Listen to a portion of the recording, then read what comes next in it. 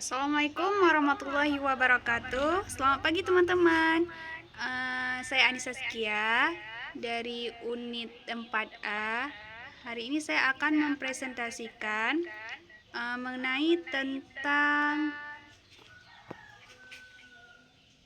penggunaan media digital dalam pembelajaran SD.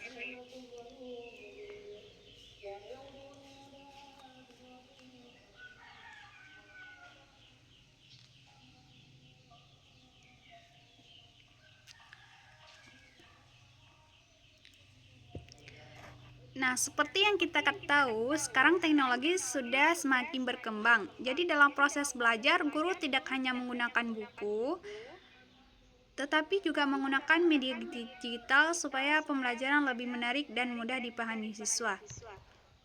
Oke, langsung saja kita masuk ke pembahasan pertama, yaitu pengertian media digital.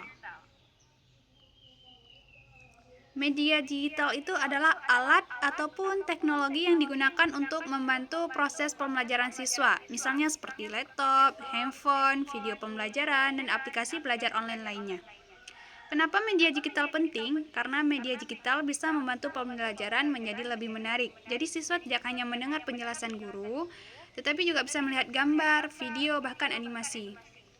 Dan mereka juga tidak bosan dalam belajar.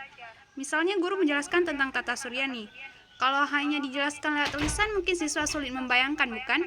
Tetapi kalau menggunakan video atau animasi, siswa jadi lebih mudah memahami materinya karena terlihat gambarnya, ada animasi-animasinya gitu. Yang selanjutnya yaitu jenis-jenis media digital. Yang pertama ada komputer dan laptop. Nah, komputer dan laptop ini biasanya digunakan untuk membuat tugas, presentasi, mencari informasi di internet, dan juga belajar menggunakan aplikasi tertentu. Misalnya, guru ingin menampilkan materi dalam bentuk PowerPoint seperti yang kita belajar saat ini. Maka biasanya kita bisa menggunakan laptop ataupun komputer, handphone juga bisa. Jadi pembelajaran terlihat lebih menarik dibandingkan hanya menulis di papan tulis seperti sekolah dahulu. Yang kemudian ada tabel dan smartphone. Nah, berikutnya tabel dan smartphone ini pasti sudah sering kita gunakan sehari-hari dalam pembelajaran, bukan? Seperti yang saya jelaskan tadi, bisa digunakan untuk membuka aplikasi belajar, menonton video, pembelajaran, ataupun mengerjakan tugas online lainnya. Jadi belajar tidak harus di kelas saja, tetapi juga bisa dilakukan di mana saja, seperti yang kita lakukan saat ini. Kita kan berada di beda-beda tempat, tidak dalam satu ruangan. Nah, dengan adanya smartphone ataupun tablet, kita tetap bisa belajar walaupun tidak harus tatap muka.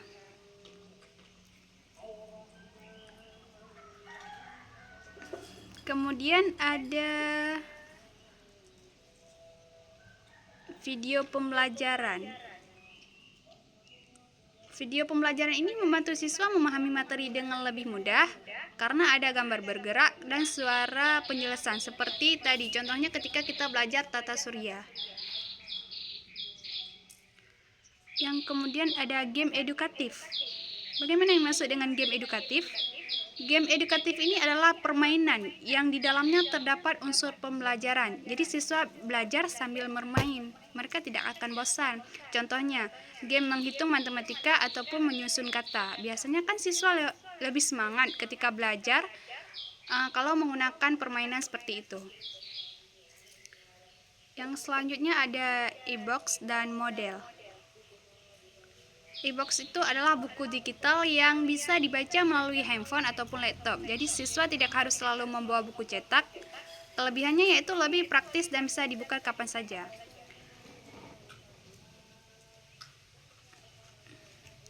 Yang terakhir yaitu platform ataupun LMS. Platform LMS ini aplikasi pembelajaran online, contohnya seperti Google, Chrome. Aplikasi ini biasanya digunakan guru untuk memberikan tugas, mengumpulkan tugas, dan memberikan materi penjelasan secara online kepada siswa. Manfaat media digital meningkatkan motivasi belajar. Manfaat yang pertama yaitu meningkatkan motivasi belajar siswa. Karena tampilnya menarik, siswa biasanya menjadi lebih semangat belajar dan tidak mudah bosan. Pembelajaran lebih menarik selanjutnya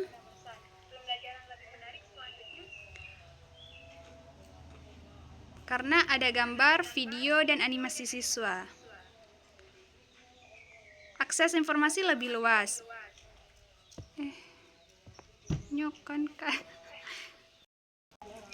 Baik, yang selanjutnya yaitu manfaat media digital dalam pembelajaran.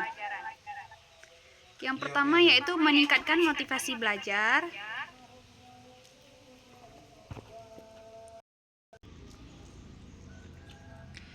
Yaitu media digital seperti video, animasi, dan gambar membuat pembelajaran lebih menarik sehingga siswa lebih bersemangat dalam belajar. Yang kedua yaitu pembelajaran lebih menarik. Manfaat yang kedua yaitu pembelajaran lebih menarik.